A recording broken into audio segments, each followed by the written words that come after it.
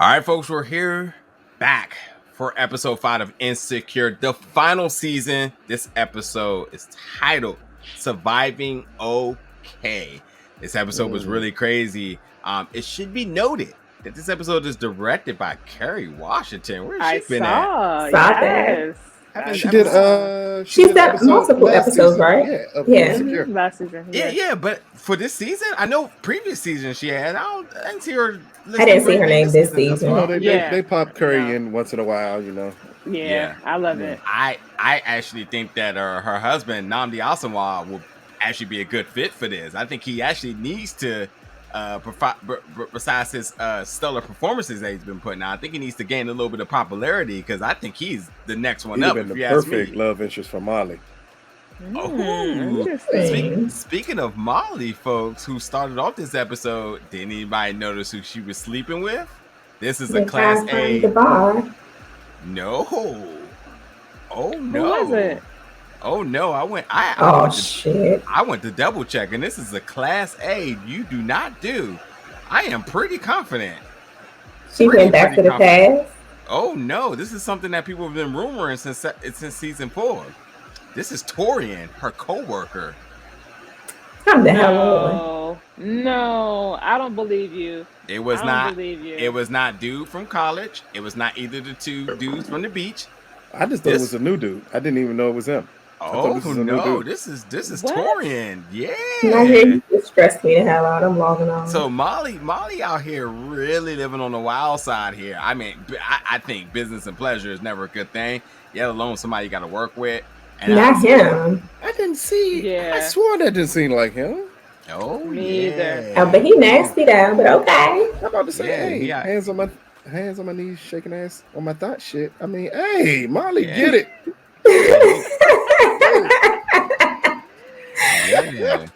Maybe not bad at it, but not him though. Ew. Really? I can't. You sure? Come on, Molly. Man, better. You know, Nate, you never know what Nate, you know, he pull out his Molly hate.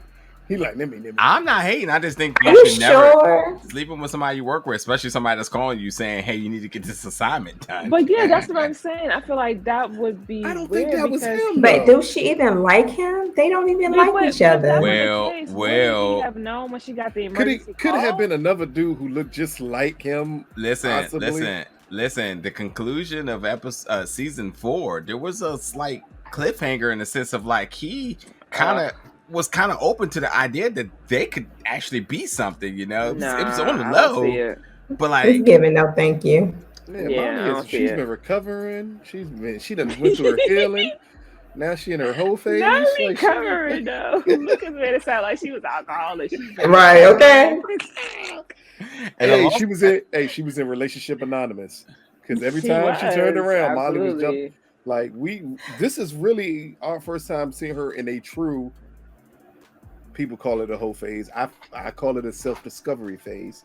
Self-discovery. Single season. Yeah. Where she's like finally learning, like, okay, I can be cool with just doing this. Every time she would like possibly hook up with somebody, she would always look for the relationship behind it. Yeah. And here she like, nope, I don't need that. I just need to get my rocks off, and then we can move forward after this. Yeah, but dude, I don't know that. I gotta check this out again. I didn't catch his face. That's all it is, because you know he spelled her name and spelled it wrong. Yeah, M.A. She still didn't mind. She's like, look, that's my name now. Maley, and that's how you know they don't work together. I'm sure they know how to spell her name. They know how to spell her name. I just wanted to ask. Everybody knows how to spell Molly.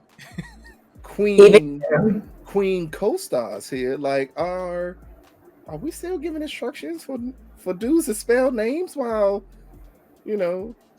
I've never. Deep sea diving. No. Yeah, like, are we back in the 90s where it's like... First, I have 8 letters in my name. Look here, after the first we done. I'm not even going to complete it. I was counting how many letters is in my name. I ain't know. Okay. No, we're not doing that over here. No, thank you. Okay, so I'm just making sure. I mean, ladies out there, you can answer us too. Are we still getting, you know, your gentlemen callers to spell your name? Wow. Not gentlemen callers. Leave the $40 on the nightstand, sir. You know, ma'am. That's ridiculous. I before we go to the next biggest topic, I just want to make sure we address this here. With Molly and Torian, I guess bonding out here, we'll say. I need a fact check on that. Yeah, we gotta see, because we don't believe you. You need more people. We don't. Okay. So let's. I don't believe you. Okay, cool. So let's just put it out here. If it is a fact, then what's your thoughts about it? Oh man, that's nasty. Ew. Feel the same. No, thank you. We know the saying, right? You don't eat where where you eat. Yeah. Eat where you should. Either way, you don't do any of those things. Any of those ways. He's not appealing. I don't think I never considered him sexually. That's what I'm getting at. And then he just like his attitude, his persona. It's just. But here's the weird part, though. Here's the weirdest part of it all. Attraction grows. Not only that, not attraction grows, because that's not where I was going to go with that. Literally, please, let's not do that. If they didn't work together, he doesn't have a chance. No, think about it though. He is very forceful with her. It's the first man that really do that to her, that made her back down. Molly has never backed down from a man before. Not even her dad. Him. He's the only man she's done that to. Back down. Back down, meaning like where she would literally still vulnerable with him. Yeah, like she'll still take his. Like we see her run over guys. Yeah, she's very confident in everything she do. In every position of her life, she's confident. With him, he's not. She's not confident. Not confident. She is still confident, but she can lean into possibly being maybe more. I don't want to say submissive, and it sounds horrible, but you all know what I mean. Not a bad word. It's not a bad word. We're not gonna. You don't have to worry I'm about talking that about for the audience, not y'all. I know y'all. Y'all are enlightened, but vulnerable. Lucas trying to dodge the bullet. He doing damage control right now. Yeah, I called him. But you need to be softened and to be more vulnerable. I ain't crazy. I don't think that it's a good thing to be. It's not because they work together. Where you working? Yeah, that's the issue. Is they work together, and that's a conflict. If they didn't work together, no. I mean, Sherelle, like, look at Sherelle. We already know he's not Nathan. He's not everybody. No, it's not even that. He's not Lawrence either. I mean, let's be clear. He's not Daniel. It's just not given what needs to be gay. It's not given sexy. But maybe that's her. Maybe we get the realization. But hell, this is better flag. See, but maybe this is literally closest to Molly's type. It is I mean, she has definitely went a very strong, forceful man who's in an industry that she overly respects, because that's also been an issue with her. Yeah, I mean, let's hold on, but let's be clear. To piggyback off of Lucas. Her mom is in a hospital, and she took a work call and considered it in terms of getting that job done. So that just tells you, in terms of what is her priority, her mom and her job are like this, and this is her mom. Oh her job. Yeah. I'm not taking no calls in that situation like that, especially when I know it's coming in from my job. But you're not a lawyer. Yeah, I would say you're not a workaholic. Also, her mom is over there in the bed. It could potentially be her deathbed at this point, and you're gonna take any work call. But we know, Molly has been addicted to her job, addicted to ranking up. You know what I mean? Her job is her identity, right? And sometimes that's what's important to her, right? But you got to get punched in the face sometimes to figure out like priorities are not like they're not where they should be. And I think I actually was thinking that she was going to call work back, that whole end scene where she's just sitting there on the couch and she's looking and she's talking to Issa about spending more time with family and friends, and I'm like, so sister's gonna pick up the phone and call the job? She getting that assignment done. Hey, maybe she probably gonna do the assignment as a distraction. Just maybe, because we still ain't confirmed this. It's only Najee that confirmed that it's him. But we just go logic that it is him. So maybe it is a little bit of both for her going in there to finish that project, because there's no telling what their situation is at this point. Like maybe she that's my man. Maybe. Now.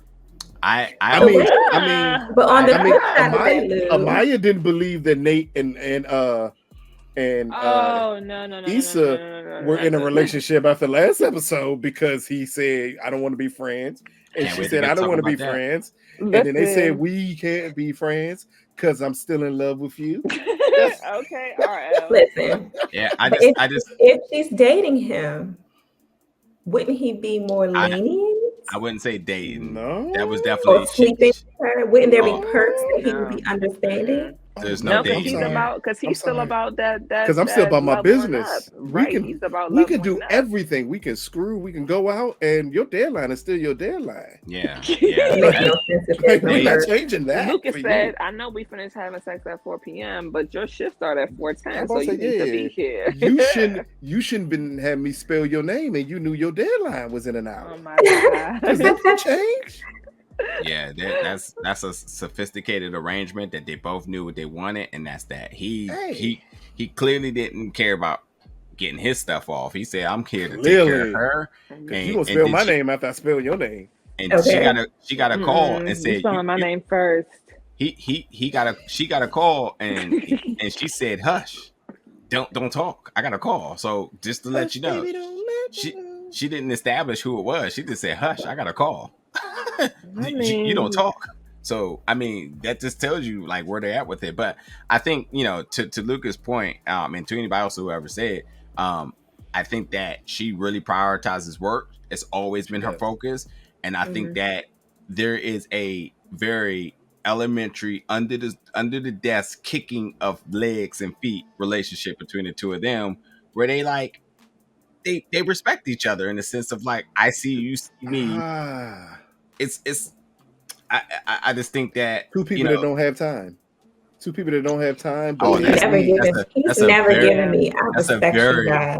That is a very adult attraction, but right then there. Maybe it's not a respect thing. It's two people who just like, hey, I don't have time to do this. I don't have time to do this. Look, I'm attracted to you enough for us to just keep it like it is what it is. Listen, until we confirm it, I don't know who that man is, and I feel sorry for that man because I don't know who that man is. Not the Kiki Palmer. I don't know that man. I don't know that man. Sorry to that man. Sorry to that man. But think I wouldn't about know this, him if I walked down the street. But let's think about the proof in the pudding here. When it came down to them being work, whatever episode that was, when somebody needed to do the assignment, she was like, "Oh, I'll do it," very proudly. And I think that's very on par for who she was. But she volunteered and said she'll do it, and it was like, "Cool, we got the assignment done." The next indication that kind of sends this out of a work business relationship is that he called her and she took the call in the hospital. And I don't think she had an indication that it was work. I think there was an indication of like, what might he want? And then he was kind of like, "Yo, you got this assignment." And she's like, "Okay, cool, I'll take care of it." And there was no animosity towards one another. It was just like, so you wonder, was he being funny or was he being caring by saying, that is a super this other girl can always take the project? Is he like giving her an out? Like, don't worry about it. I have someone who can do it. But Molly being Molly is like, I don't want to give that up. That's a good question. I'm saying that. But I feel like here's the thing is that it was too incognito. Is that the right word? Like it was too obscure. Inconspicuous. Like, what are you saying? Yeah, like what are you saying? Just say it. Like I would rather. Oh, child, my life. But see, he's in a. Hey, I'm just gonna say no. But also, he's in the office too, so he can't shoot the gun like he wants to. Yeah, anybody in his office, he got his own office. Maybe he knows what's going on. Because again, he could be knowing what's going on with her, asking her about the project, and then like, we got this other person here who can handle it. Because normally with him, you would possibly assume he would have said, "I'm gonna give it to this other person. I'm not gonna wait on you." Here, he's giving her the option, like, we got this other person that can handle this. Mm-hmm. So I lost my train of thought, but I'm just gonna say no. Let's see. They about to have some beautiful black babies and everything. I'm already calling it. We'll see where it goes, man. But we'll come out to Molly and the whole that dynamic. End up being Drew or something. I'm like mad as shit at Nigeria. I'm telling you now. Okay, we'll see.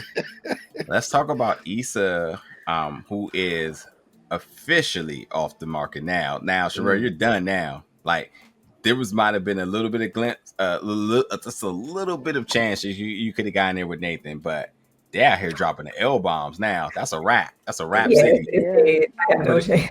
The moment you make a cup of coffee in your drawers, we together. Okay. We together. A cup of coffee in my drawers. Hey, that I love you. A man bringing you coffee in bed is giving. It's it. But let's pay attention to the important thing here. Issa comes out and says, "Your patience, I love you." And Nathan said, "Nothing." Oh wait, look at you hate. Look at you hate.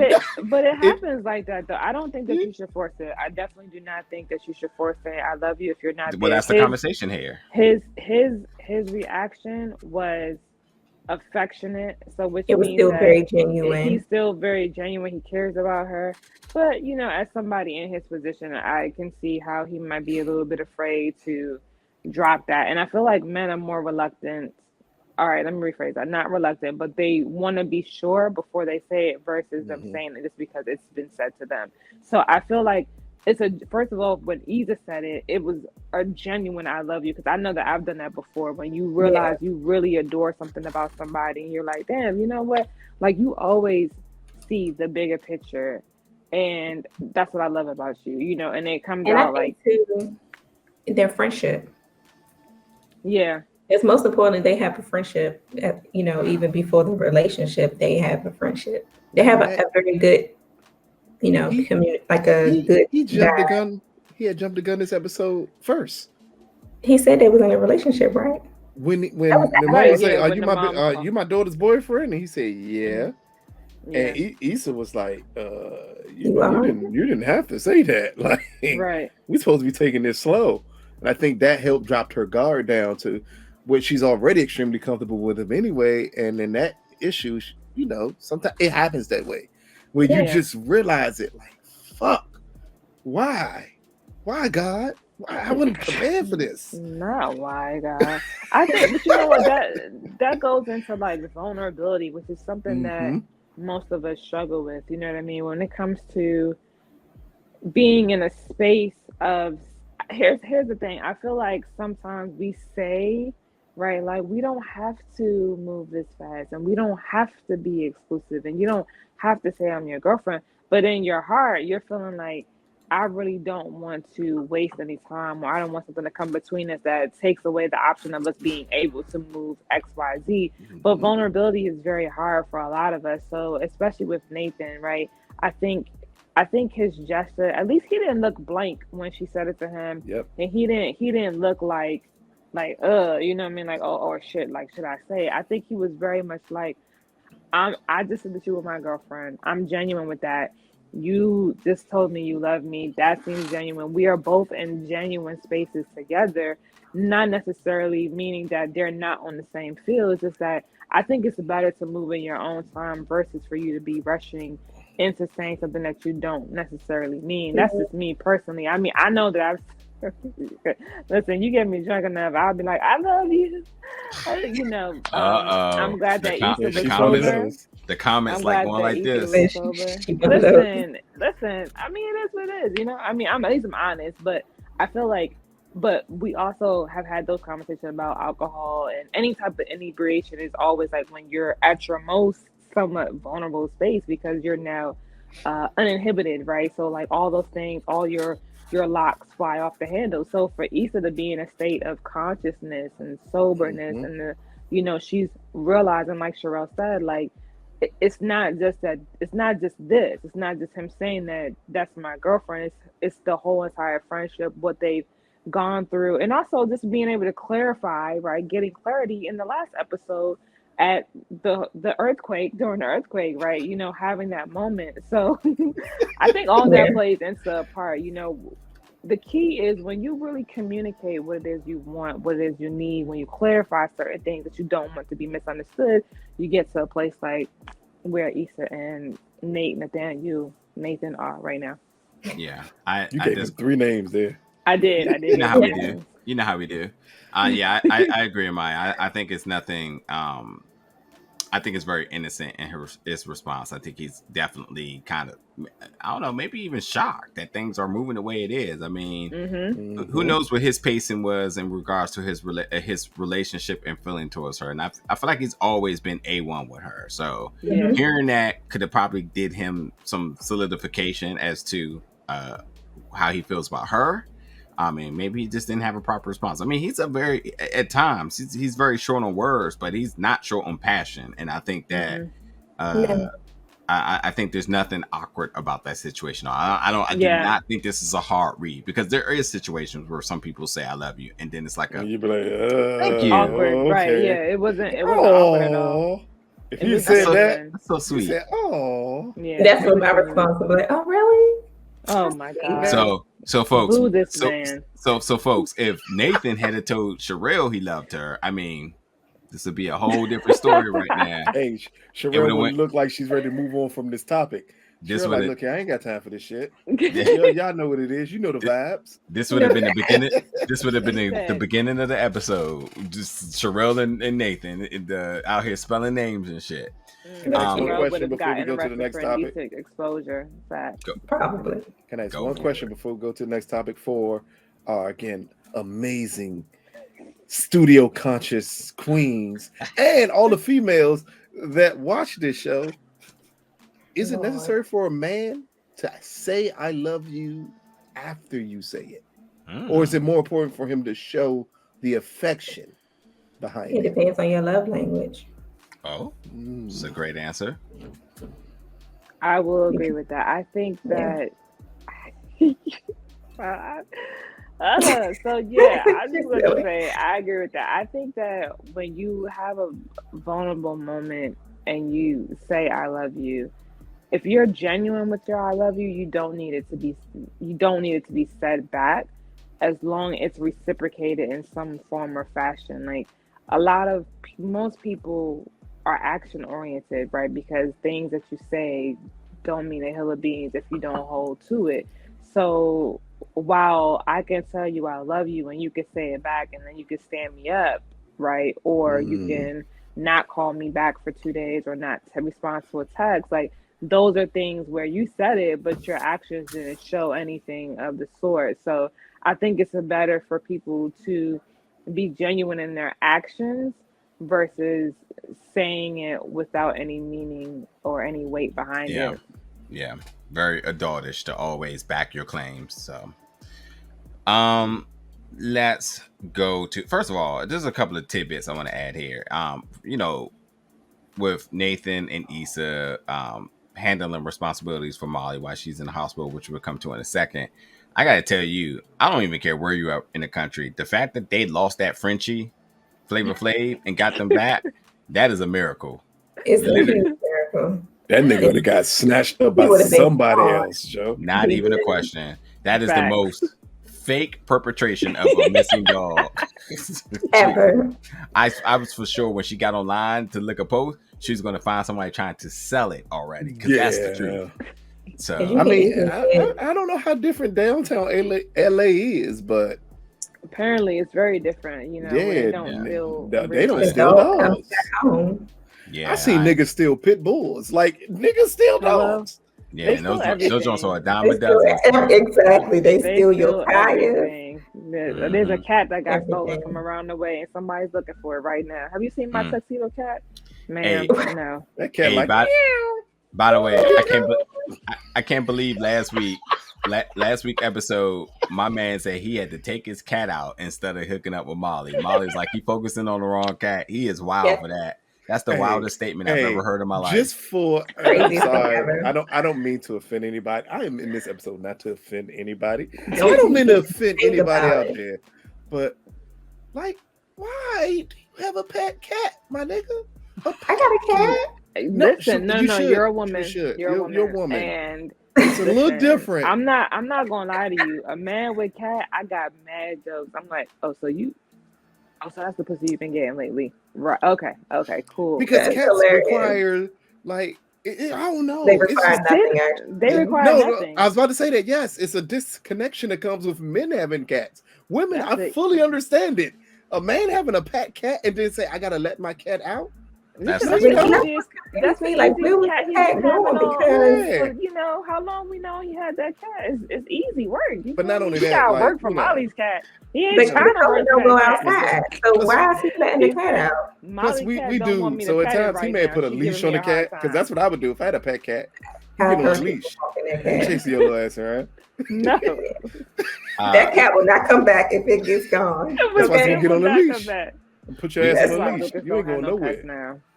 we will tackle the biggest thing of this episode at the end, but I do want to emphasize on something else that maybe be a little tidbit that I don't know if you all picked up on. Of course, we picked up on it because that's what we do. But let's talk about Nathan and his cousin Thomas. When he talked about them being kids here, essentially they was raised as brothers here, as he said that their dad was, over it, and outside of the dad abuse and whatnot, and the lessons to learn from their dad, which I don't think is in pure scope of this. I think it is important to understand that they're not just cousins; they're brothers. So the conflict that they had and not being able to talk and stuff like that, this just makes everything 10 times worse in this situation. The breakup, the reconcile, everything, because they were tight, and it wasn't a lot of emphasis on that before. Before it seemed like Nathan was just kind of like out on his own. He showed up on his cousin's doorstep. They took him in, then he eventually left, which is like basically he was served a deck of cards or the hand he was dealt, and that's how it kind of resulted in him. Bad luck, bad fortune, whatever it may be. But for them to be tight, and as kids and getting in this situation, and then now this happening, I mean, to me, it tweaks a little bit my perception about the two of them.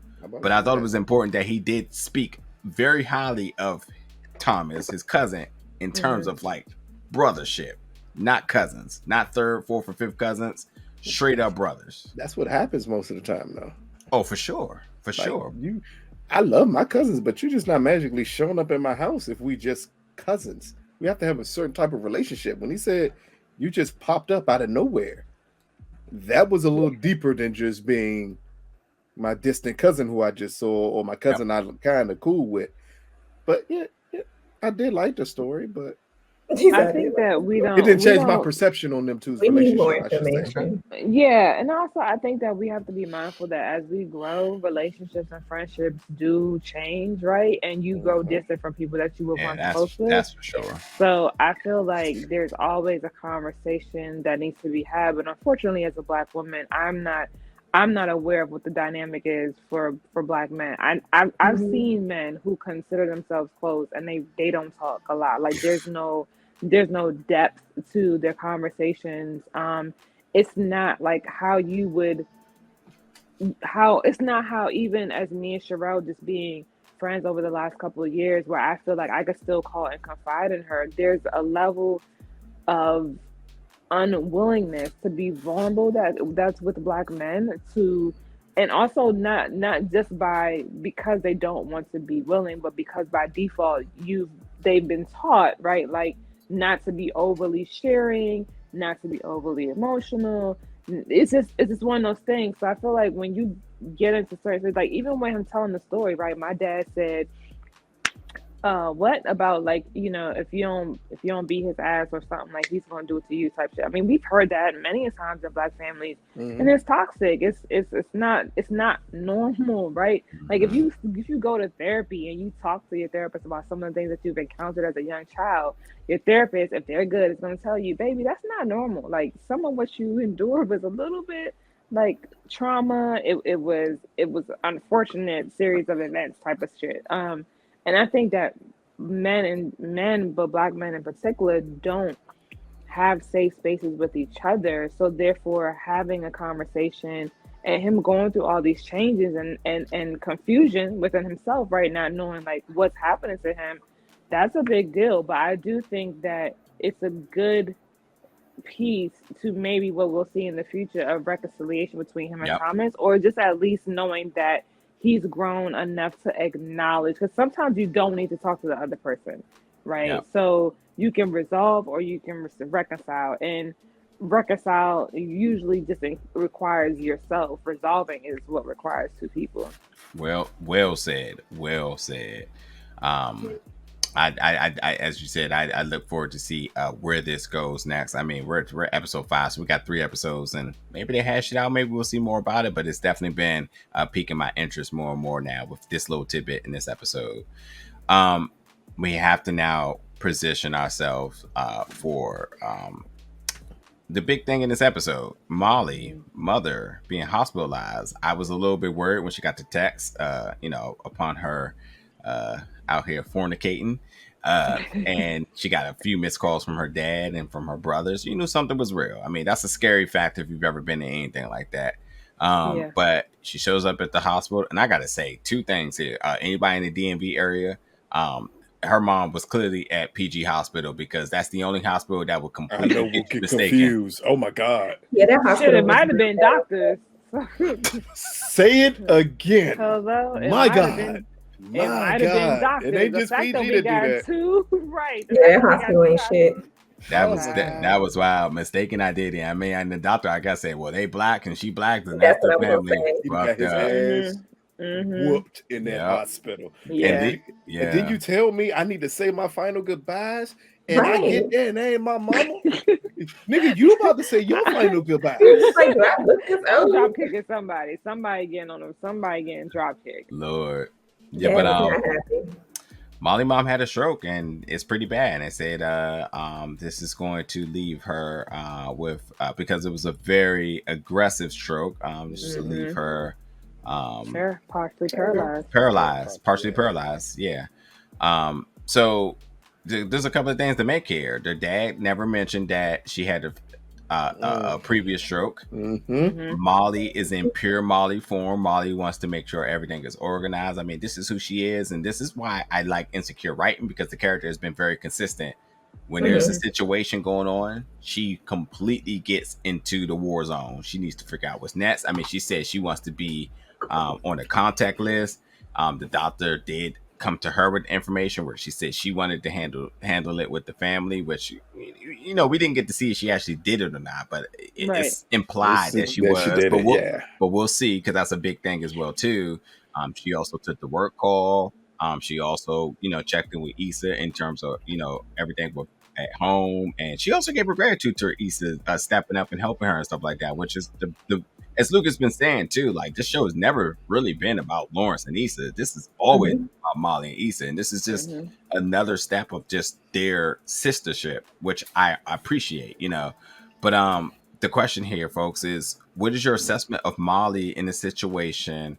I mean, where do we see this going? Because this is pivotal here. Like, so for me, I can definitely tell, like, she's using control and like constantly doing something as her coping mechanism, like keeping busy is her coping mechanism for this situation. Kelly. Kelly's the same way. Kelly is the same way. I was like, no, we're talking about Molly. But yeah, she's using, she's using work and all these other different distractions from, really feeling like what's happening in this very moment. And I think that's too why she's taking work on as well. And I feel like she's also taking work on because if she can't handle, what's happening with her mom, she can control work. And I think that's why she decided to to continue working. Yeah, I think that this is like Sherelle said, this deflection, right? And unfortunately, we don't know how to deal. So I mean, it's classic. I don't know about you all, right? But I've definitely been in situations where something was going on with the parents, and it's like they don't want to tell you until they have to tell you. And it's like, I'm an adult, I'm a whole grown ass person, I could be somebody's mama, like, just tell me what's going on. And I think that our fear is high. And then also, of course, hey kitty. Did you steal that man's cat? Sherelle, did you steal his cat? I think she wanted to make her debut. Sorry. Sorry. But I think that families, we don't have our stuff in order, right? So even when she snapped at the dad, she's like, you still don't have the estate done? Like, I thought that was done, and so yeah, I think she's just deflecting. She is afraid, and when you're afraid, you tend to do the most things that kind of keep you from going off the deep end, whether that's being super sad, being angry, wishing you did more. But this goes back to what I was talking about like the other day, you know, in reference to us like allowing people to help us and not taking on all that weight individually. And Yeah. it's such a hard thing. I don't know what it is. I feel like every person that I talk to, you know, male or female, it's like having to ask for help is Hard. it's like Yeah. getting a root canal, you know what I mean? Like, and I don't even understand like when it became such a big deal to ask for help. But I think, you know, her mom doesn't want to put that extra stress on her because she already knows Molly is already, you know, like OCD-ish kind of, Yeah. you know. But I think that I'm looking at Molly's siblings and I'm like, she said he was counting 79 cents as if it was like, what? I mean, like, nobody looks responsible like Molly. And it could be that she's accustomed to being in that role where she's like, no, yeah, I'll do it. But like burnout is real. And I think, you know, of course her dad didn't want to scare her and he wants to be the one that holds it together because he's the man, right? But I don't think that any of it is helpful. And I think that they need to find a way to work together. That aunt. Yeah, she a trip. Get her out of here. My cough sounds like this. Now it sounds like this. It It's is the important. cancer. Yeah, And it's can a you text cancer. the prayer? Ain't nobody Black- texting me a prayer. Yeah, black people crazy. I think it is important too to also mention that Molly has a lot of respect for her brother. That conversation that they had, was it last season? Had it been last season? Last season. The Thanksgiving episode is where we really see the family dynamic. So while there may be a lack in responsibility in one another, there is nothing but respect for all of them. Within all of them. So then you gotta wonder, and maybe some people in the audience can answer this. Maybe, you know, one of you all can answer this. How does it feel when a transition is made where you become the responsible person in the family? Oh Lord, yeah. If you're not the responsible one No. already? When you become the meaning you, like, especially from you grow up as a kid, and then you have siblings. Oh, the mature. You got the parents, and yet you're the responsible one. Yeah, you're the one that has to hold everything together. You're the one who's going to call people and be like, so the will and everything isn't done. Yeah. Like, you need to get this plan. Well, you know your siblings aren't going to step up and do it. So Lucas, it puts an extra burden on you. And then how do you get that burden off? You still have to do that type of stuff.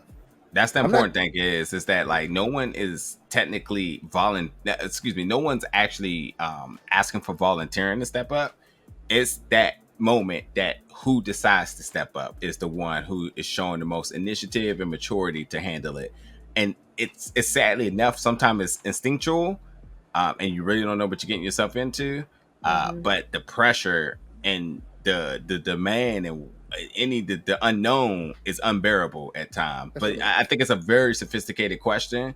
But I think that's what makes Molly who she is, because she don't think twice about the weight in the world. She says, if something needs to be done, I'm stepping up. Everything, work, relationships, and now her family. And this isn't this by no means is this uncharacteristic for Molly. This is pure Molly in the purest form right now, where she says, situation with the family, no problem. I'm here. Let's do it. You know. But I think that goes back to. No, go ahead, Lou. I'm about to say, I think here it is a problem because she is looking for someone else to lean on. I think this is weighing heavy on her because she is the responsible one in the family. Like in the end, you almost feel, even when she got the news from the doctor, like, that's a position you expect her to be in, but that doesn't mean that's a position she wants to be in. Yeah. But I was gonna say you just want someone to lean on. You want someone else to be like, don't worry about it. I got it. Right. Yeah. But I also think, like what Sherelle said, like, I think a big part of Molly's identity is being in constant control. Like, it's having to lead, it's having to like say I got it when you don't got it. And I think that is going to be to her detriment. And I'm wondering if her father, her siblings are gonna step up to the plate and say like, "Yo, sis, like we got it." I mean, which he did, right? Because at one point he was like, "Just sit down and let the doctors do what they're gonna do." And she was like, "Well, I was on WebMD, you know." And I hate them people, child. If you don't WebMD, you'll They'll tear you face down. ass down. I done had cancer 8 times. You know, but yeah, I feel like she just has to relinquish control and lead. And I don't remember if Molly is the oldest. Is she the oldest? I don't That's a think good she is, question. right? I think her brother. I think her brother's older than her. I think Yeah, her brother's it's like the oldest, but she's one been younger She's brother the and one middle. older. I Right? think that's the issue. She's not the oldest, but she's always been the responsible one. Right. It's not even a question. Also, And- The too, middle child normally is. I think it's also important to realize that that position of hierarchy amongst her family. Well, Mm-hmm. then there's Issa, who was also there for her during Thanksgiving when she needed that shoulder to lead on. The two of them are invaluable to one another, and it's just crazy that these relationships are so relatable to the audience that people tend to just really forget about the basics here. It's just two friends trying to navigate life for a lot of years out here, and this is just another case of them being there for one another. They didn't think twice. Issa said, "Hey, I gotta go." Yep. She was about to make plans with her new boyfriend that she's in love with, and she said, "I gotta go see." I hate Nigeria. I do, yes. They swap clothes too, and that take. I mean, that's love. That was love. That's real friendship. And when she walked out that hospital, she looked so damn good. She did. Man, did you see the extra strap she put in her step? They both looked really good in that dress. But I was really like, okay, Issa, check it out. She took that thing to another level. I love the swapping clothes thing. I mean, I can't swap clothes. Even the genuineness of like saying I love you. I mean, and even that conversation they had right by her mother's bedside when Molly was like, because you all are all I have left, like you're my family, like that's a deep conversation to have there. It is. And just after her friend lets her know, like, you know what, none of this is in your control. Shit's gonna happen. It's fine, it's gonna happen. You can't control that, because at that moment with a parent, for all of us who've been in that situation where that transition happens, where the parent, the new power attorney. Yeah, no, not in power of attorney. Like the parent has switched roles with you. I guess I shouldn't. Yeah, I mean, I guess that's a legal ramification of it. But and you're like, damn it! Like I wish I could have did. I could have did this. I could have did. But in the end, it's like, no, none of that was under your control. It's the natural progression of life. This is gonna happen. It was great to see them two after everything in the last season. Like you're still waiting for that shoe to drop where they're like, we're not friends anymore. And here they're like, no, like this is the true friendship here. They're definitely sisters. It's not even a question. Agreed. Even if Molly shows up to Issa party with a gun. But right. Let me wander down real quick. That's crazy. So let's talk about the biggest thing of tonight's episode, and I do really quickly want to say that I thought that was a very mature and responsible reaction from everybody in terms of Molly's mom's situation to everybody reach out to their parents. Where we saw Nathan do it and Issa do it, and to be frank, I wish we had got more Miss D throughout this entire series. Oh man, it's Tasha Mack. Exactly. Come over here so I can see you in person. I mean, I loved it. But I understand why they don't show more of her. Because listen, if you think I'm giving up 8 Sundays to read a book, a series of books, talk about it gets good when they get to the gate. No, I got tricked already. I got tricked when I was in my 20s with my godmother. She was like, "Ooh, I got these perfect books for you to read." I'm thinking she's about to give me some thrillers, and she gave me the Left Behind series. I got stuck reading 15 books. I said, "Oh my God. That's a very long book series."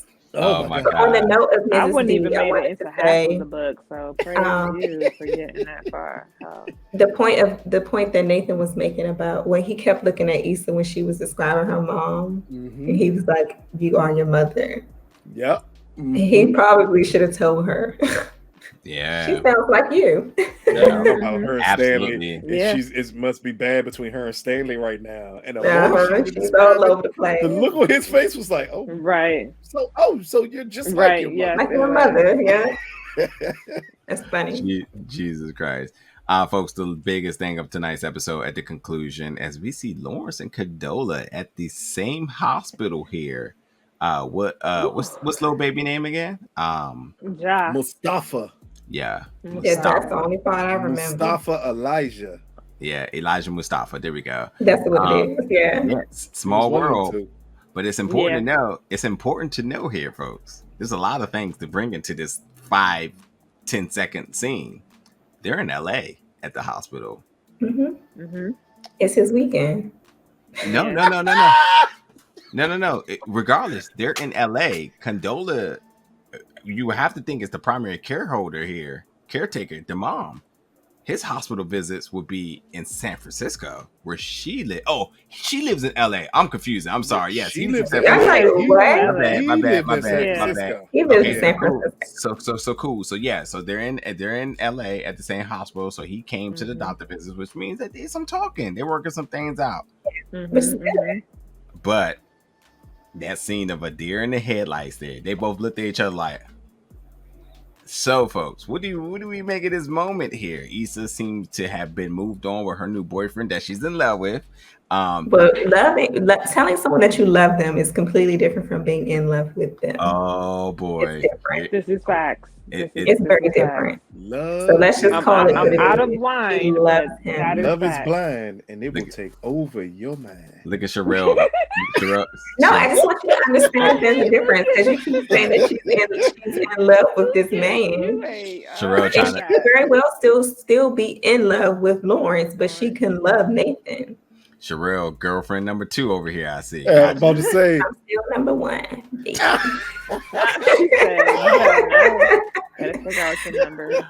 But no, before I close on top of tonight, what's your thoughts about the closing scene of this episode? Lawrence and Condola in LA, earlier, for baby Elijah Mustafa's doctor visit together. They seem to be functional. Condola seems to be happy. Lawrence seems to be partaking in fatherhood. Everything seems pretty copacetic there.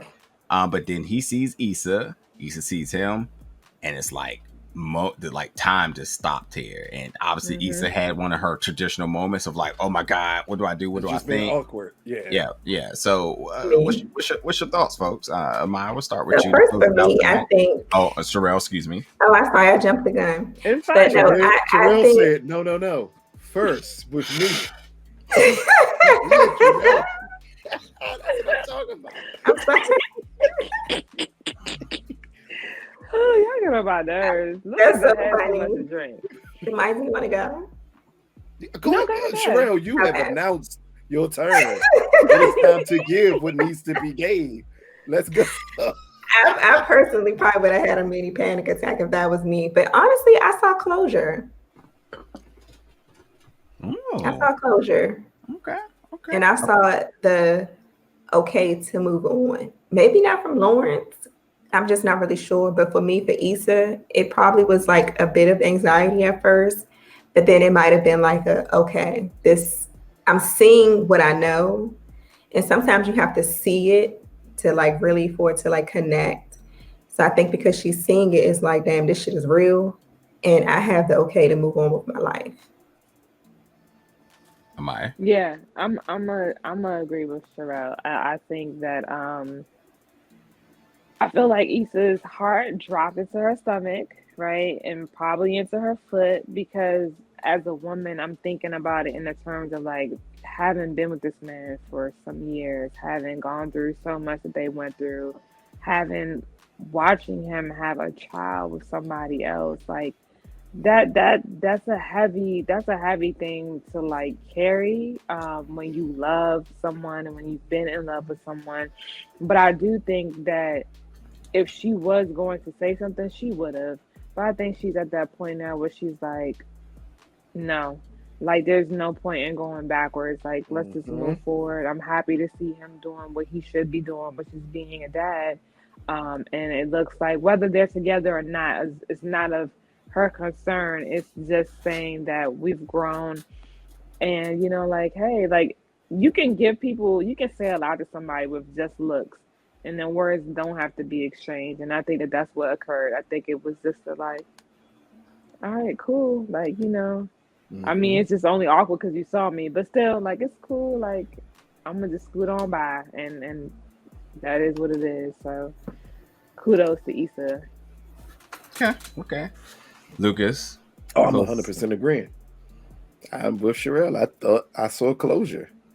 The moment, like, it's gonna stun you at first when you see it. You're like, oh shit.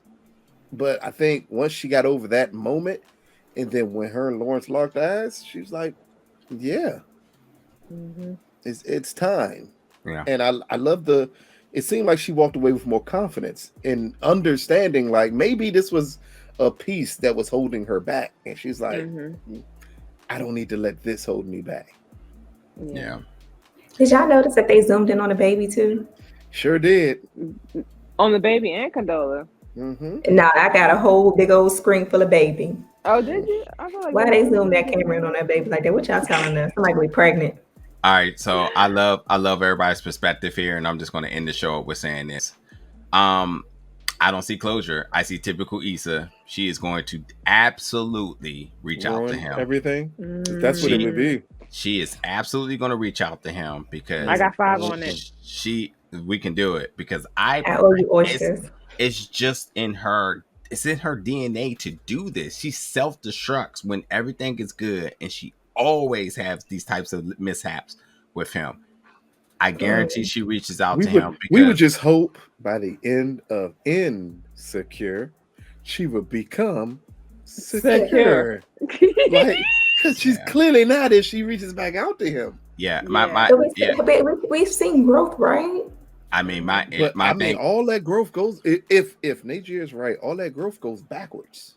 Yeah. And again, my thing is here is that, like, I didn't see closure. I seen her being in a situation where she cannot do her typical thing of, so what's up? What is this? Where you been? Etc. Happen to get closure because the opportunity wasn't presentable for her to go and approach them without confrontation. Guarantee she reaches out to him. If Nate was with you got to remember too, she ended it. She walked away from him. Yeah, that's the key part too. She ended everything with Lawrence. Yeah, agreed. It went on him. She could have been with him. She could have stayed with him with the whole baby and situation. Now she all in love. She just told Nate, "I love you." Means nothing. Yeah. I think she'll be okay. I think she'll be okay. I got 5 on it. Means nothing. She's gonna be like, you know what? Afraid I don't Oh my know God. how. I'm gonna leave it. I'm done with it. Did you finish the bottle, Lou? Did you finish the bottle? I can't show the bottle because it's YouTube, but that wine is gone. Yeah, like I thought. It's gone. We drinking a wine bottle of review for Insecure. I'm telling you. Especially if Issa get back on Lawrence, I'm taking 2 bottles. Let's just pray that this is not the case. Yeah. Again, because we all want the closure, because we all want to see the progression of the character, and we don't want to see the character move backwards. Because we're seeing the progression of everyone else. Mm-hmm. If she amazingly is the one that doesn't progress, would that I'm gonna change? Be mad. Hold on, because I didn't get to finish my statement. All I'm saying is that I don't think she's going to necessarily want to go back with Lawrence, but I think she will want to have some type of clarity here, where she's going to reach out. Why would she need clarity? She got clarity. She already got it. Yeah, she ended things. Listen, when I end things with you. Like, it's no clarity that's needed, even if I see you with your family. The question is, it's dead. As an audience, done data, you out of here. As an audience of Insecure, catch an Uber. Would you be okay with, by the end of this series, if every character shows growth and progression besides the lead? That's a very interesting question to think about. Yeah, we need obviously we need an ending here that's going to send everybody happily on their way. And I'm mad about this episode. And I don't want nothing conventional as well. So I would Yeah. I was looking for the whole time. All right, we gotta go now. I was looking for a daytime with a I flashlight. was looking for her. So I watched TV till my TV turned off. Get this man out of here. Get this man Goodbye. out I of drove here. to her house till my knocks was unanswered. folks. Jesus Christ. This is the end of our review for episode 5. As always, let us know your thoughts about Molly. There's a lot to make with Molly here. Her position with her family, her new responsibilities now, in regards to her family. Torian, what is she doing here? Fact check it, y'all. We gotta go back. We gotta rewind because we don't believe him, y'all. Please Okay. comment and let us know if it was. I'm not accepting this. Yeah, cool. My own team don't even got my back. Crazy. This is bullshit. Y'all here trying to feed me to the comments, and y'all know how they are. They the comments are pro Lucas. Nigga, that was Ghost, according to the comments. You never know who that could be. Yeah, you're right. But yeah, folks, that'll do it for tonight's review, and we'll see you all back next week for our 6th episode review. Thank you for tuning in, folks. See you then.